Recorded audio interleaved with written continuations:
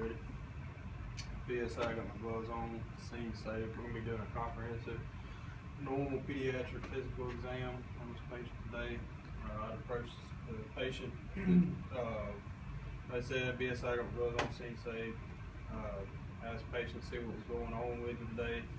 I get his appearance, check his facial expression, check his skin color, condition, temperature, make sure it was within normal range. I'd go ahead and throw an SpO2 monitor on him just to be monitoring while I'm finishing my assessment. Check his work of breathing, seeing if he has any kind of seesaw breathing motion or if he's nasal flaring or anything like that he may have. Checking, smelling, see if there's any kind of abnormal odors or anything like that. Smell his breath, see if it smelled real fruity or what it smelled like, see if it smelled abnormal or not. Just check his activity level and check his eye contact, see how old he was. 8. He's 8. See if he was live, active. See if he's moving around. I really wouldn't expect him to cry a whole lot like you would for a newborn or somebody 1 or 2 years old like they would. So just check that. Check what kind of mood, if he's down or angry or sad, depressed. Try and get a general idea of what kind of mood he was putting off.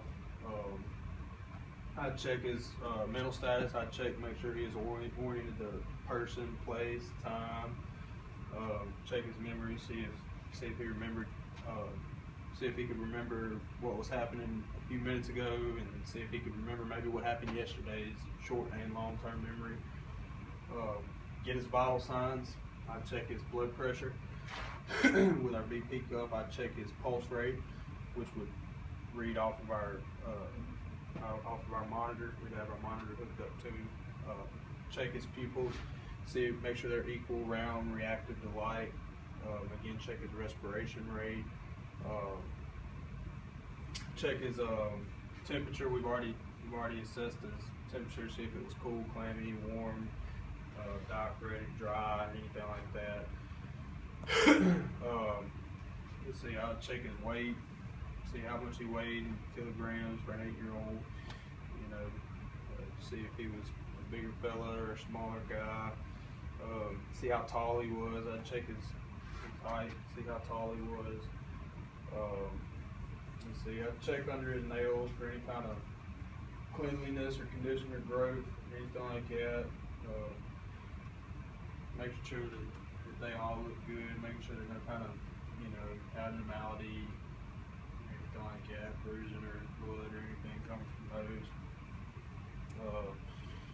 Let's see, I'd check his hair and his scalp, making sure that there wasn't any kind of deformities or contusions or anything like that.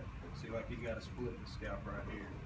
Obviously, we want to patch that up, but that actually was part of the mannequin. So, but we'd look, make sure there wasn't any kind of blood or anything, or any kind of hair pulled out or anything like that.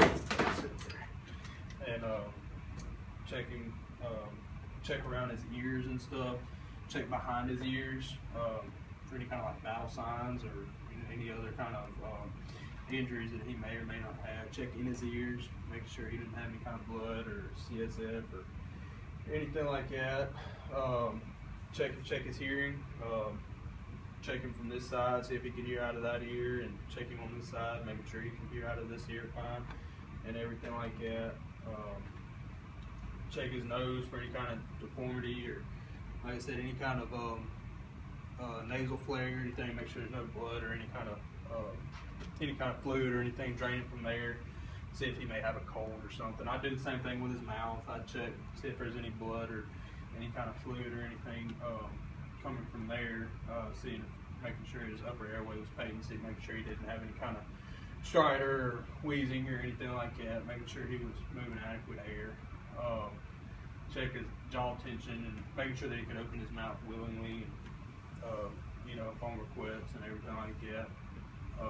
I check his neck for any kind of JVD or any kind of tracheal deviation or anything like that. And and go from there.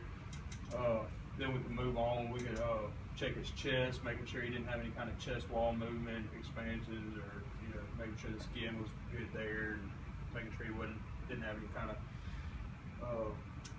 making sure he wasn't cyanotic or hypoxic or anything like that. Check his rib stability and making sure he didn't have any kind of flailed chest or paradoxical motion or anything like that. Making sure he didn't have any decap VTLS or any kind of injuries like that. Then check his lower airway. We had auscultate while we're up here at the chest. We'll auscultate mid-clavicular and mid-axillary.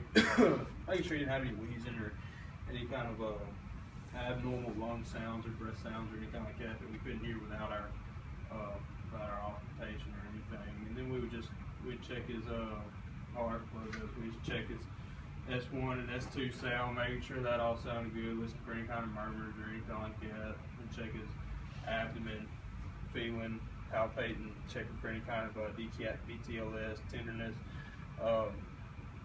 checking for any kind of swelling, just anything like that. Auscultate his bowel sounds, making sure those all sound good, and like they're supposed to. And then we'd turn him over and check his back for any kind of wounds or anything. We're just making sure that he's all right back there. And make sure his